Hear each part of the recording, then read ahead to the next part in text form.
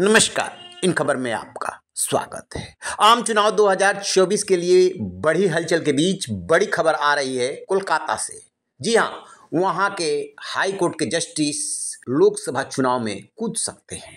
अपने चर्चित फैसलों के लिए जाने गए, चर्चे में आए और कई बार तो वो भीड़ गए और अब उन्होंने ये खुलासा किया है कि वो 5 मार्च को रिजाइन करेंगे और उसके बाद चुनाव मैदान में कूद सकते हैं। आपने ठीक समझा, हम बात कर रहे हैं जस्टिस अभिजीत गंगोपाध्याय की।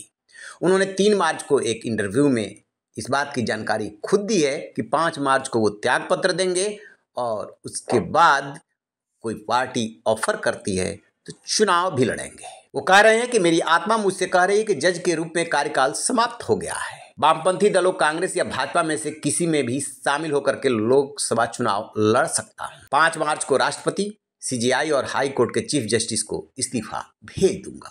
आपको बता दें कि जस्टिस गंगोपाध्याय बंगाल के सरकारी व सहायता प्राप्त स्कूलों में शिक्षकों और कर्मचारियों की भर्ती में गड़बड़ी के आरोपों सहित राज्य के 14 मामलों में केंद्रीय जांच एजेंसियों से जांच कराने का आदेश दे चुके हैं, जिसकी वजह से वो सत्तारूढ़ टीएमसी के निशाने पर आ गए। उन्होंने ये भी कहा है कि इस्तीफा भेजने के बाद वो प्रेस कॉन्फ्रेंस करेंगे और फिर बताएंगे भविष्य की योजनाएं। सुप्रीम कोर्ट में 27 जनवरी को एक सुनवाई हुई थी।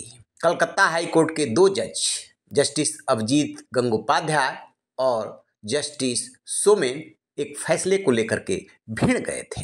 दरअसल गंगोपाध्याय ने केंद्रीय एजेंसी से जांच कराने का आदेश दिया था और जस्टिस सोमेन सेन ने उसे रोक दिया था। इसी को लेकर के हुई थी भिड़ंत, मामला पहुंच गया था सुप्रीम कोर्ट। टीएमसी नेताओं ने उन्हें चुनौती दी थी कि इसी तरीके से सरकार विरोधी फैसले करने हैं, राजनीति करनी है तो क्यों नहीं राजनीति में आ जाते। लिहाजा वो ये भी कह रहे हैं कि उस चैलेंज को स्वीकार कर लिया है और अब आ रहा हूं राजनीति की मैदान में।